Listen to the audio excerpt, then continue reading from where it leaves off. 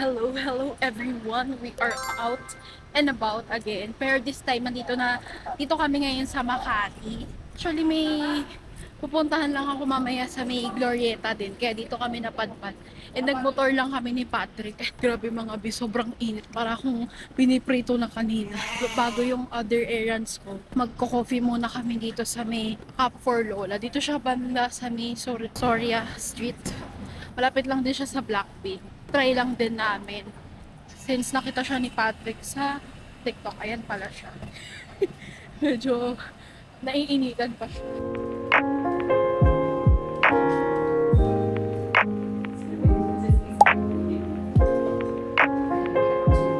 Hello everyone. Nandito kami ngayon sa for Lola. Medyo nahiya ka magsalita. Kasi medyo dikit-dikit yung table dito. But I order honey graham latte. Tapos si Patrick is Mount San Francisco latte kinemo.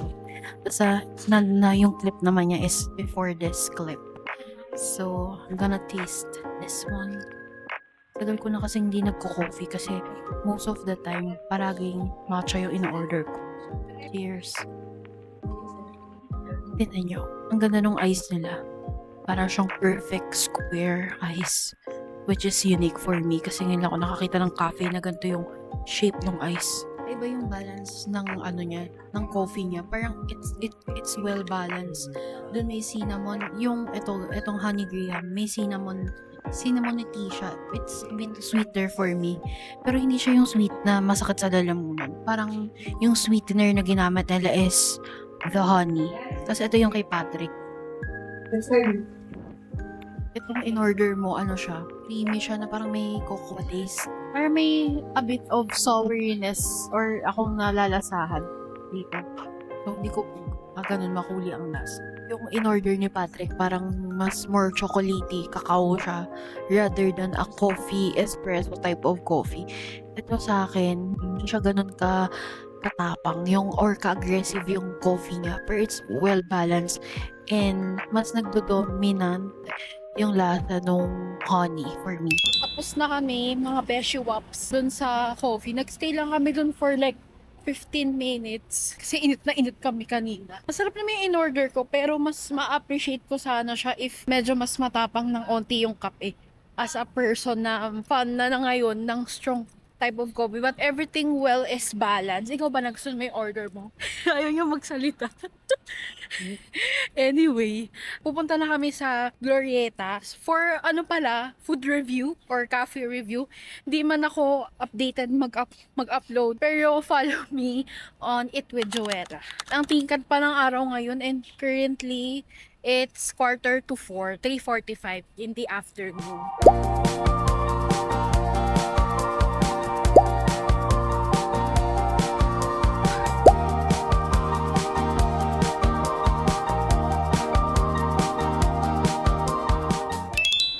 Dito na kami sa Glorieta. Actually, ngayon ako nakapunta dito after ilang buwan. Tagal ko nang hindi nakapunta dito. And bago na yung nila, yung mga ceiling nila, ganyan. As a girl na lumaki sa Makati, hinanap lang namin yung Renegade Folk. Kasi may titingnan lang ako doon. Pero di ako bibili. Tapos ito yung ni-renovate dati mga bedsheet. So, naging ganito na siya. Parang nga siyang airport. Kasi before, dito kami nakatira sa Makati. So, madalis talaga kami dito sa Glorieta. Which is previously, hindi ganito yung itsura. Ayan siya. Ayan na siya. Tapos parang ginawa siyang park. Hindi na siya kasi before dati, parang daanan to ng sasakyan hanggang doon sa may SM. Siguro nagta-traffic dito. Tapos dito din kasi ako nag-aabang parati ng Grab. Tsaka kapag si Patrick, ayan, dito kami nakikita. Actually, maganda yung itsura niya. Very minimalist. And ang ganda ng lighting dito. Tinignan lang namin kasi ngayon na lang namin to nakita.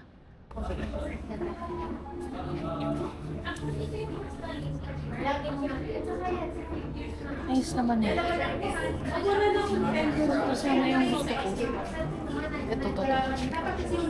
Ito sana yung gusto ko. Magkano siya? 4,190. Hanggang gusto ko lang muna siya ngayon kasi marami tayong bayarin. Ito rin sana ang ganda. Dito kami ngayon currently sa Muji. Kasi bumili ako ng medyas na tawag doon, mamaya papakita ko sa inyo. Kasi hindi ko masuot yung isa kong sapatos. Gawa ng wala akong appropriate na medyas. Yung Puma ballet flats ko siya masuot. Kasi ang pangit pagka yung full medyas. May merienda lang siguro din kami dito kasi may cafe din sila dito. Meron sila dito mga soft bread, melon pan, ube ensaymada, tsaka ensaymada din. Siguro baka mag-salt bread lang ako for merienda. Hindi mga other pastries na sila dito. Dito kami ngayon guys sa Longmore. Kasi bumili ako nitong Meiji na gatas. Tsaka yung yogurt nila na Meiji din. Dito lang kasi mayroon sa Landmark eh. Wala siya sa SM. So dumaan pa kami dito. So inayos lang namin dito sa paper bag. And then after nito may i-check lang ako sa may cotton on. Tapos kakain na rin kami. Magdi-dinner kami sa burger. Nalimutan ko yung pangalan. No, ipapakita ko na lang sa inyo.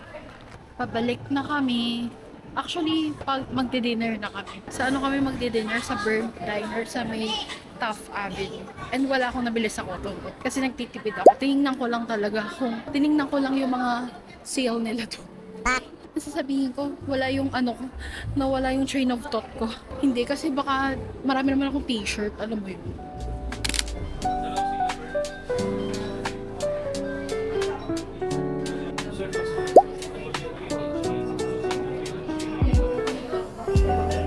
So, we are here sa Burnt Diner. Nakita to ni Patrick sa TikTok. Kasi yung isa namin kinakain nandito around sa Taft, sa El Poco. And yung may-ari ng El Poco, madalas siya dito kumain. So, ito yung in-order ko. Double Burnt Diner. Tapos, this is 179 pesos. Tapos yung kay Patrick is Double Burnt Diner. Ayun. Yun naman ay 249 pesos. Tapos nagpa-add ako ng hash brown which is 30 pesos lang. And then meron din kaming chocolate shake. Sarap na sarap si Patrick. That is 119 pesos each. So mura lang siya. Let's eat. Smash burger pala to guys. Peppery yung niya, patty niya. Hindi siya yung oily type of burger. And I like it. Ayan o. Feel like yung patty niya is salt lang, no? Pero, because of the sauce, it goes well together. Tapos ito yung aming chocolate shake.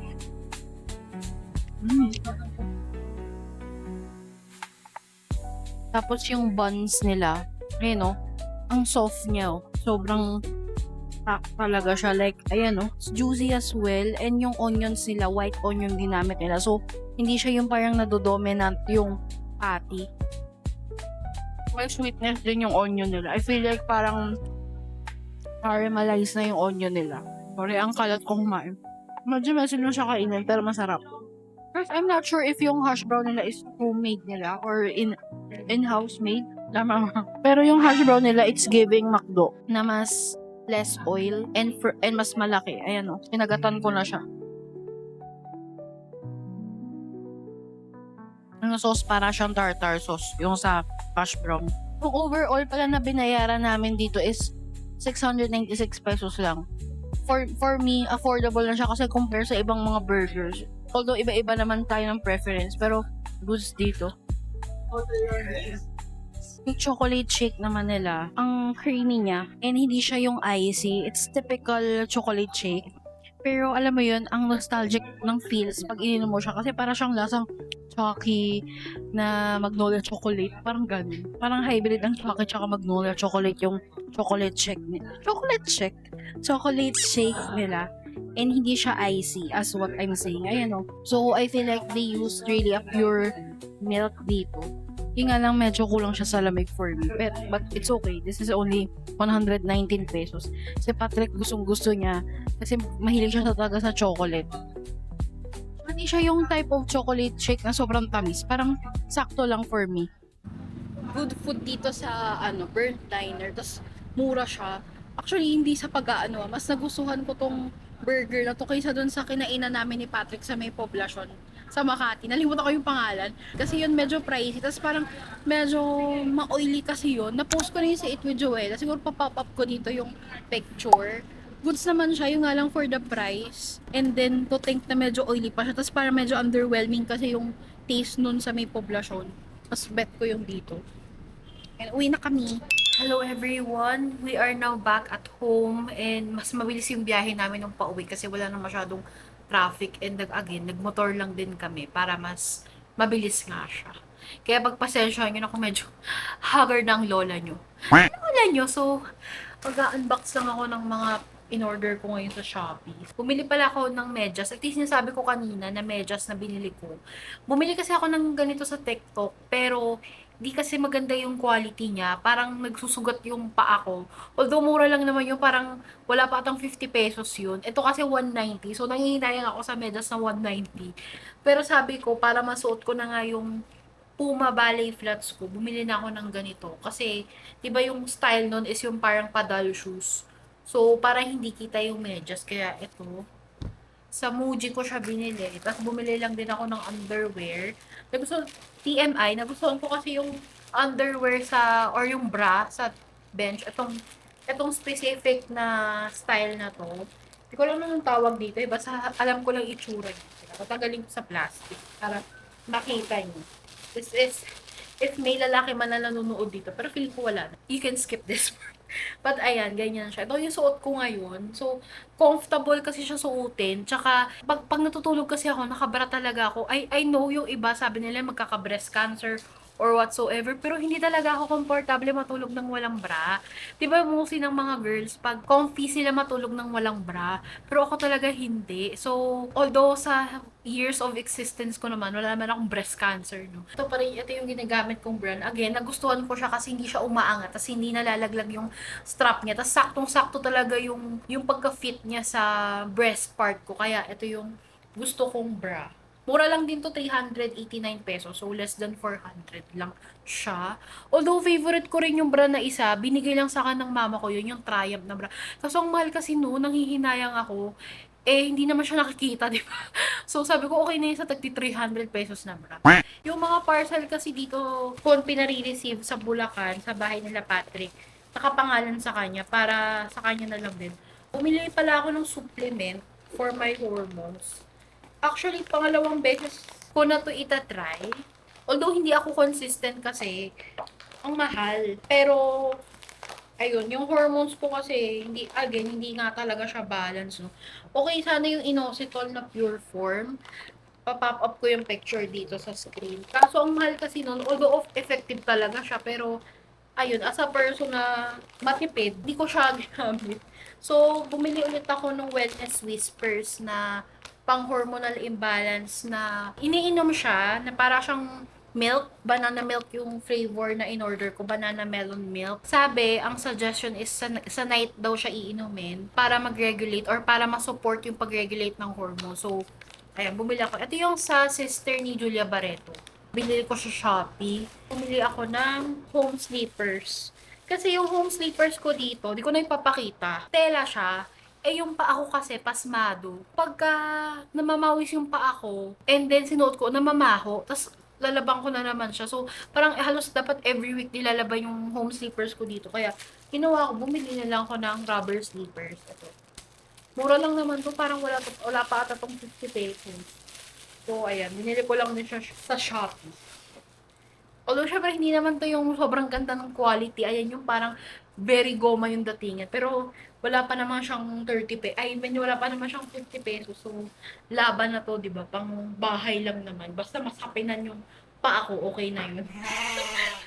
Nanghihinayan kasi ako bumili ng mga home sleepers na para sa akin mahal na yung home sleepers na 199 pataas or 200 pesos pataas. Mahal na yun para sa akin. Mga hanggang 50 pesos lang tayo sa home sleepers or siguro pwede pa 100 pesos yun. Ayun. Medyo kuripot ako pag sa mga ganitong bagay. Para malalabang ko na yung aking tsinelas na isa. Ayun lang naman ang aking pinakita today. Ito yung makeup ko mga bi. Ayan. Yung ginamit ko na powder is yung Up Make. Tas actually, nalimutan ko yung eyebrow gel, yung sa Vice Cosmetics. Kung ang ginawa ko, yung mascara ko na Heroine Make na color brown, yun yung nilagay ko dito sa kilay ko, tas fill in ko lang siya. O, diba? Nagawa ng paraan. Kasi, ang pangit kasi pag walang eyebrow dyan. Anyway, magtatanggal ako ng makeup. Ito pala yung ginagamit pantanggal ng makeup. Gusto ko to eh. Bukod dun sa Biore na makeup oil cleanser, ito yung ginagamit ko, yung Biotin. Yung maliit lang na version yung dinadala ko para pagka nasa ibang lugar ako or halimbawa ganun yung may travel ganyan, mabibit-bit ko siya. So magtatanggal lang ako ng makeup dito and magchichikahan tayo. You can skip this part if hindi kayo interesado kasi madaldal ako. Pasensya na akong against the light kasi nandito yung ilaw sa likod ko.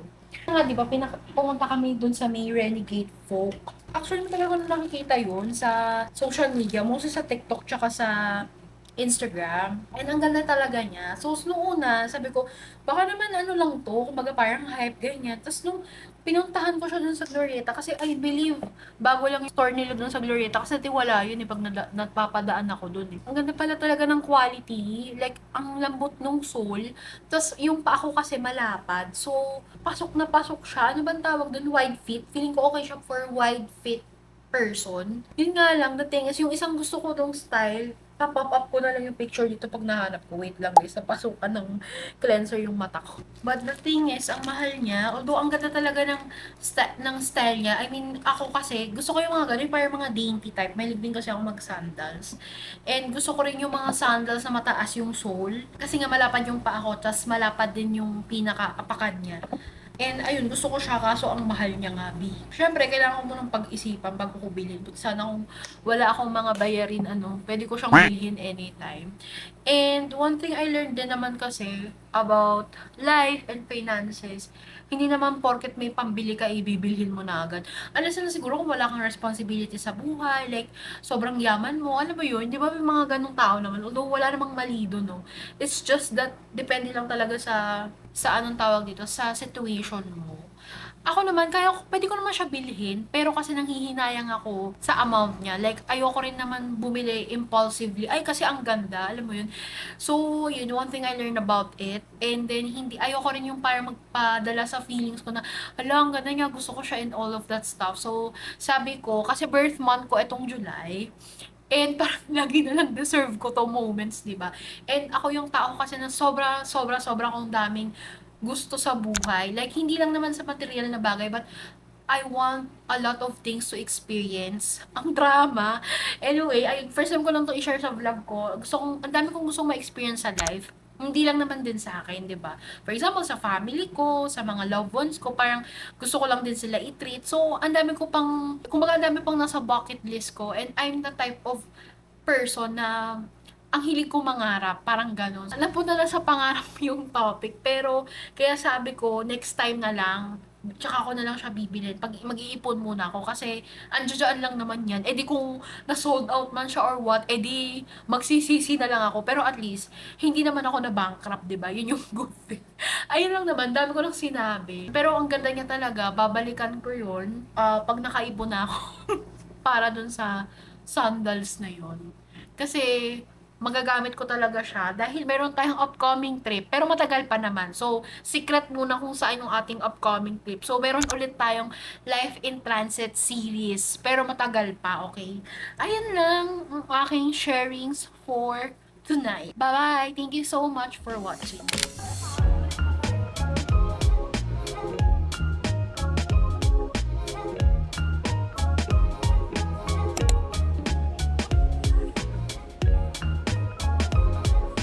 Currently here sa MOA. Kasi kikitain ko sila Shine, tsaka sila Diana and Ruth. And currently wala pa sila, mas nauna ako. Kasi mas mabilis yung biyahe ko, nag-LRT lang ako. And nagpahatid lang ako kay Patrick sa may LRT. Ang daming tao ngayon kasi concert ng EXO na K-pop. Medyo nakakahiya mag-vlog. Kasi wala akong kasama. But later on, susunduin ako ni Patrick. Baka kasi feeling ko gabi na kami makakauwi kasi it's now 3:41. So, magpo-4 na. Habang wala pa sila Shine and Ruth, titingin muna ako dito sa H&M. Kasi ang ganda ng mga ganitong type of shirt. Kaso ang mahal niya, 800 pesos siya. And as a person na kuripot, namamahalan ako sa ganun. Kasi usually bumibili lang ako ng t-shirt sa mga TikTok shop, ganyan. Kasi mas mura. Actually, ngayon na lang ulit ako nakapag solo-solo ng ganito. Kasi most of the time kasama ko talaga sila Patrick or kasama ko yung parents ko. Doon naman ako banda. Ayan, gumana na yung microphone ko. Di ko rin alam kung bakit kanina ayaw niya gumana. And medyo nakakahiya magsalita kasi nga mag-isa lang ako ngayon. Yun, as I was saying, umorder ako ng banh mi na maliit. Dito siya sa Mimao daw. Di ko alam kung paano i-pronounce. Pero magme-merienda muna ako. Chicken pala yung in-order kong meat niya. Tapos, umorder din ako ng coffee. Ayun, yung pinakita ko na yung banh mi na maliit. Tapos, umorder rin ako ng coffee nila. Which is Viet Salt, yung pangalan. I guess this is a Vietnamese sea salt coffee. Sabi ni ate kanina, patunawin ko muna daw yung ice. Pero, medyo matagal matunaw yung ice nila. Ayan, wait lang. Papaano ko na lang yung camera para makita nyo.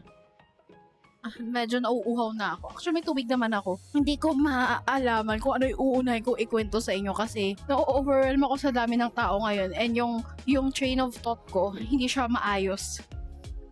Kalasa niya yung sa umikape, pero mas matapang siya. Tapang rin naman siya, pero for me, hindi super duper aggressive yung tapang ng kape. Pero I must say, yung flavor, yung saltiness, very Vietnamese coffee siya. And this is only 140 pesos. So, mura lang siya. And ayun, inihintay ko kasi ngayon sila Diana and wala pa kasi sila ngayon.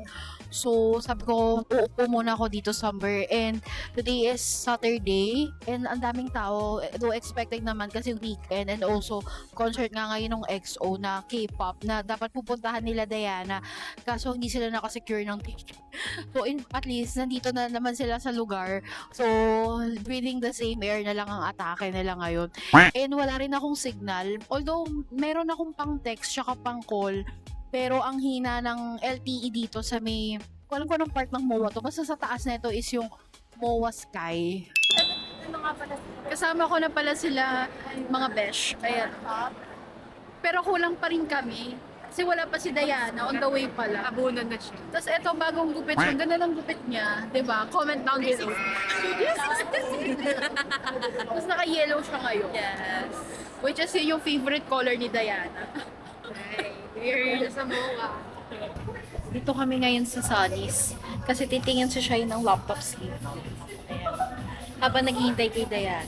Nakasil ata sila ngayon, pero hindi ko sure kung lahat nakasila. Ang gaganda pala ng laptop sleeve dito. Ayan, may pink, tapos may ganitong kulay. Magkano kaya ito? Wala siyang price.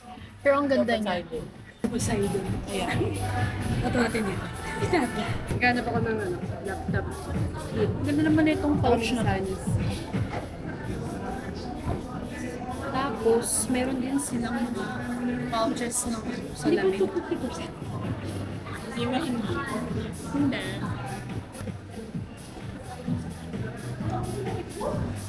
Namimili sila sa Muji. Dapat ako yung may bibilin dito ng notebook kasi notebook tuloy ng bulak. Ang mahal. 200. Ay, sorry na. Ang daldal. Huwag ka na bumili. Ito na lang pang regalo ko sa inyo sa Pasko. Na para ba? Oo. Katanggam. Dalawa pa. Bibili sila ng notebook and kung ayan, yung bibili nila. Ako mamaya na lang sa KKP. Waiting pa rin kami kay Diana. Hello. Ano ba tayo? Hello. And, nahiya siya. Dito kami ngayon sa Genki Sushi ulit. Kasi nung first ever vlog ko, nasa Genki Sushi kami, pero sa Hello, everyone, Juan guys. Ayala. Akala ko. Ayun. Mawa na kami ngayon. Walang sawa na yan. Oo, sa Mo. Hinintay lang namin si Diana. Kasi nagpicture pa siya dun sa may MOA Arena. Sorry, Kaya nga class. concert ng EXO. Waiting lang kami sa order namin. Umorder ako ng black pepper chicken dough. Tapos umorder din kami ng iba pa dito. Wala pa rin si Diana update. Dito na pala si Diana. Ayan. Hindi ka nakaiba. Finally, nandito na siya. Wow! Parang hindi siya nagpicture kanina. Ayan na siya. Kain tayo mga sister. Ano yung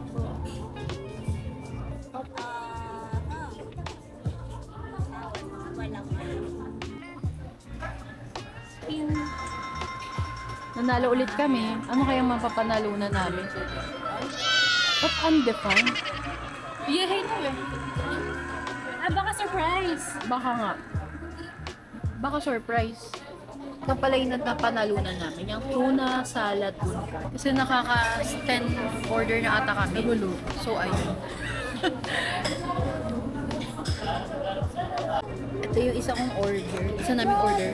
Spicy salmon salad inari. Tapos, may napanalunan kami. Kasi naka 10 orders na kami. Yung pinakita ko kanina na tuna salad kineme.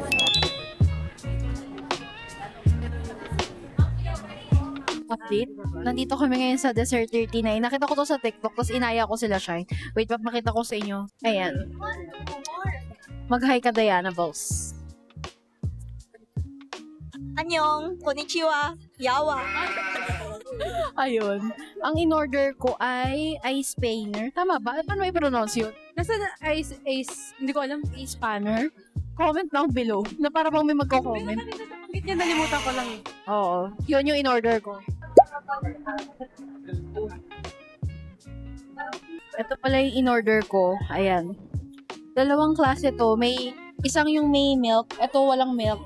Kasi may foam naman. May cream foam naman siya on top. Tapos umorder din ako netong omelette ang tawag nila. Yan, 50 pesos. Pero maliit lang siya. I mean, okay lang siya pang tanggal umay. Hinintay pa nung mga kasama ko, sila The Shine, yung order nila. Pare-parehas kami ng in-order. Ayan. Pero mas, yung kay Shine yung may milk, akin wala. Si Diana, yung may milk ba sa'yo? Wala, pi. Wala. Tapos nag-donut siya. Ayan. Baka mas masarap yung mga pastries nila to. Pero mas umami to. Yung kanya wala pa rin. Pero yung akin yung naiiba. As always, I'm the brown sugar pong latte. May cereal siya sa taas. Yun lang, thank you. Try na natin tong kape na in-order. Actually, ang laki ng serving nila. Ito yung regular lang. Ayan, oh. Oo, sulit siya sa price. Kaya siguro mahal yung ibang drinks nila, yung matcha nila. Yung matcha kasi nila nasa 280. Isang size lang yung sa'yo. Fairness goods naman siya. Naninipa yung kape. Try natin to. Mag-coffee matcha. Ang sarap nito. Ang sarap yung cream niya. Yung akin kasi vanilla. So, as in, buong-buo yung pagka-vanilla. Tsaka ang soft ng bread. 50 pesos lang. Makikitry naman tayo ng mochi. Halo-halo na. Try natin yung kay Ruth. Ito. Sabi ni Diana yung ibabaw para daw boy bawang. Para siyang brown sugar milk tea na may crunch. Instead of boba, parang ginawa nilang cereal. Parang ganun yung atake niya. Though for me, medyo sweet siya. Ang random. Ay,